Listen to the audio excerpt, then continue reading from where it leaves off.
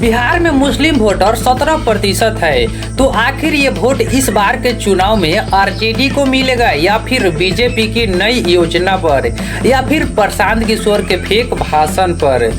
बिहार विधानसभा चुनाव 2025 का बिगुल बज चुका है और अब हर दल अपनी अपनी रणनीति में जुटा है। इस बार सबसे बड़ा सवाल यह है कि मुस्लिम वोट बैंक किस ओर जाएगा। बिहार में लगभग 17% मुस्लिम वोटर आबादी है, जो कई सीटों पर निर्णायक भूमिका निभाती है, खासकर सीमांचल, कोसी और मगध क्षेत्र में। मुस्लिम वोटरों का प्रभाव सीधा चुनावी नतीजों को प्रभावित करता है।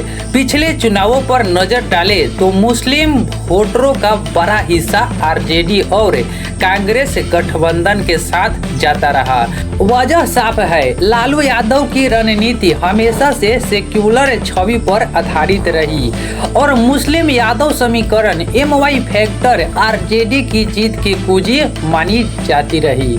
2020 के विधानसभा चुनाव में भी मुस्लिम वोटरों ने बड़ी संख्या में तेजस्वी यादव को समर्थन दिया था। हालांकि ओवैसी की पार्टी AIMIM ने सीमांचल में कई सीटें जीतकर यह साबित कर दिया कि मुस्लिम वोटों का एक हिस्सा अब विकल्प तलाशने में लगा है। 2025 के चुनाव में हालत और भी दिलचस्प है। एक और महागठबंधन आरजेडी कांग्रेस लेफ्ट पार्टियां मुस्लिम वोटरों को पूरी तरह से अपने पक्ष में करने की कोशिश कर रहा है, वहीं दूसरी ओर AIMIM अपनी पकड़ बनाए रखने के लिए पूरी ताकत लगा रहा है। उधर जदयू और बीजेपी गठबंधन भी मुस्लिम समाज को लुभाने की रणनीति बना रहा है। खासकर नीतीश कुमार की छवि सभी धर्मों को साथ लेकर चलने वाले नेता की रही है। ऐसे में यह संभावना भी है कि कुछ प्रतिशत मुस्लिम वोटर NDA की ओर खिसक जाएगा। विशेषज्ञों को मानना है कि मुस्लिम वोट बैंक इस बार पूरी तरह एक तरफा नहीं जाएगा। सीमांचल और कोसी में AIMIM महागठबंधन के बीच कड़ी टक्कर देखने को मिलेगी, जबकि बाकी बिहार में आरजेडी को मुस्लिम वोटों का बड़ा हिस्सा मिलने की संभावना है।